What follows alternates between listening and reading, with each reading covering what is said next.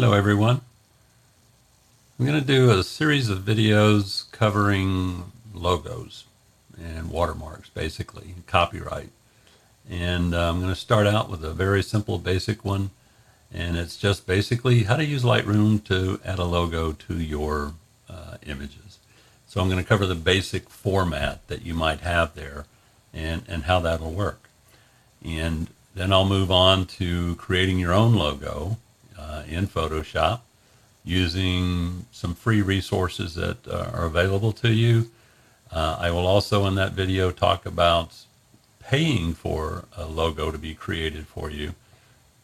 And then I'll wrap up with another video on using ChatGPT's free software, free version to try to create something that might be interesting for you and give you some other options as well.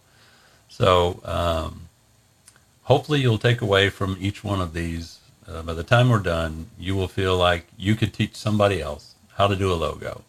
And you may have friends that are just getting into photography, or maybe you're just yourself saying, I want to upgrade what I have.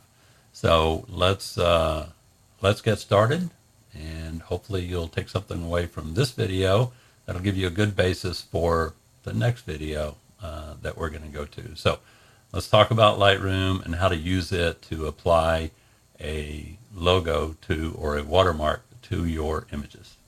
Okay, here we are in Lightroom. I've got an image pulled up and I want to export this, and I want to add my watermark to it. So we're going to go to export, and we're going to scroll down to the bottom of Lightroom, and here's where your watermark options are at. And so if you don't have anything yet to work with, you can always use a simple copyright watermark. And a little tip is, when you turn this on and you click on simple copyright watermark, it's maybe the only option that you have there at the moment. You're like, well, how can I see what it's going to look like? Well, just click on simple watermark and then go down to edit watermarks. And it's going to come up and it's going to show you a simple watermark. Here's where it's at. And you can make some changes to it. For one thing, right now, if you come down here to the bottom, you can see it's located in the very bottom left corner.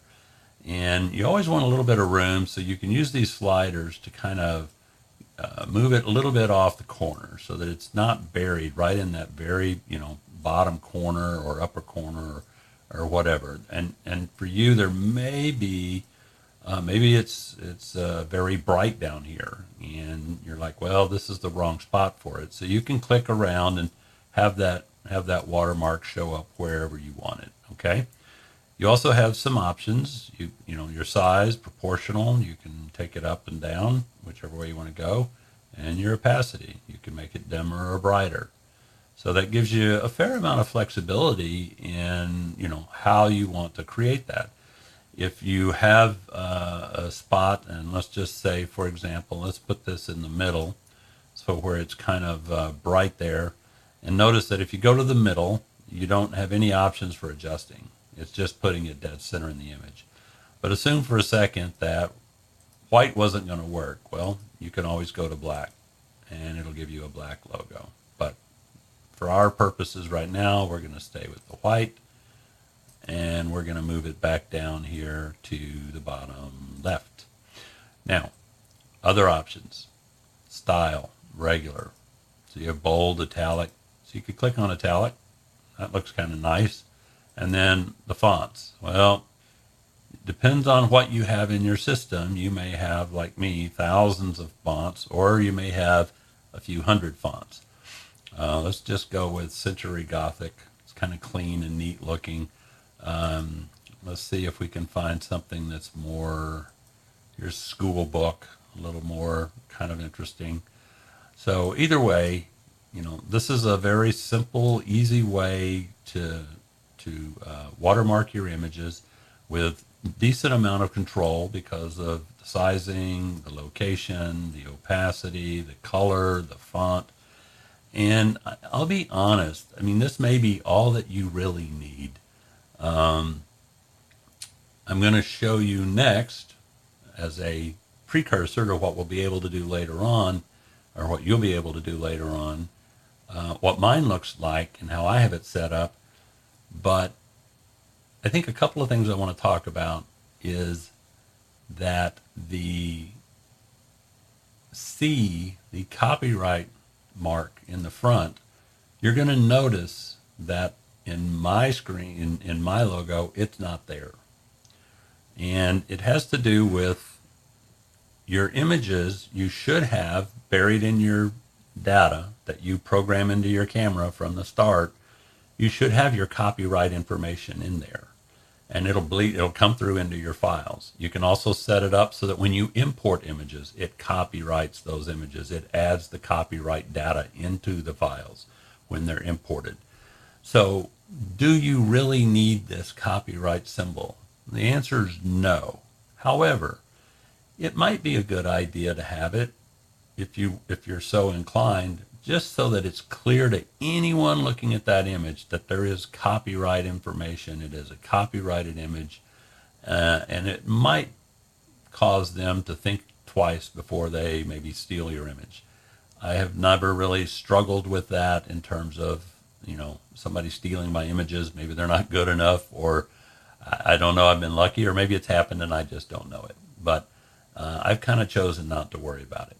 Now, let's cancel out of this, and I want to show you, for example, here is my DD logo W. So I've set this up as a option, and if I go to edit my watermarks, you'll see here's my logo, and my logo is, kind of my signature, and it has fine art photography underneath it. And you can see it's not real clear, and that's okay, because it's meant to be just really a placement tool more than anything else. I know what this looks like. So as we go through and develop your logo or your signature or your watermark through in Photoshop in the next videos, what will come out of that is a JPEG or a PNG file. And what you're going to want to do is come into Lightroom, and up here under image options, you will say, please choose a PNG or JPEG image, and you will choose the image that you want to be your watermark. And once that's in there, it will show up on your options back over here. You will name it, and it'll show up in your listing here of something that you can use. Now notice I have a DD logo B and a DD logo W for white. So, and the reason for that is there are images where I want the black logo and then images where I want the white logo, and you can't really do that with one option. So if I go to edit watermarks, notice that this is all grayed out because I've got that chosen. I don't have any options to modify this. It's only the image. So if you want to have a white logo and a black logo, then you would upload a white logo here, and then you would upload a black logo here, and it will give you those options for you to choose later on. Now, when we get into using it in Photoshop, I'm going to show you how you can make your logo any color you want on the fly and apply it wherever you want, at whatever opacity, at whatever size. And so it's very, very flexible in Photoshop, but I think it's important you have a general understanding, and also just know that for me, I spent a fair amount of money getting this done.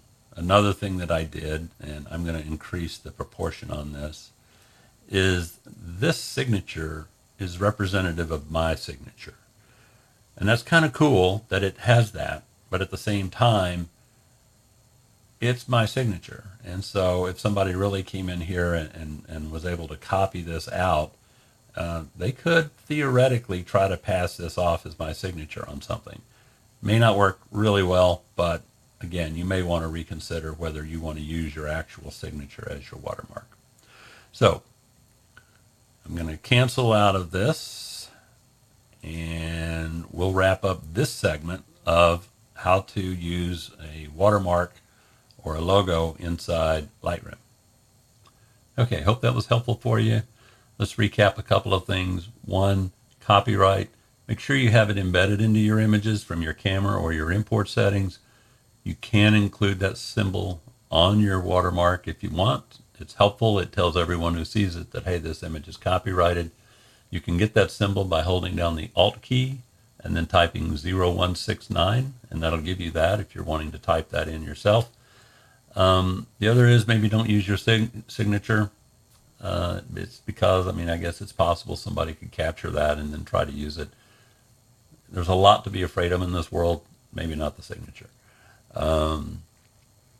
And I think that's it. So hopefully you found this helpful, and I'm looking forward to creating the next video on how to create one that looks a little more artistic and maybe expresses your style a little better.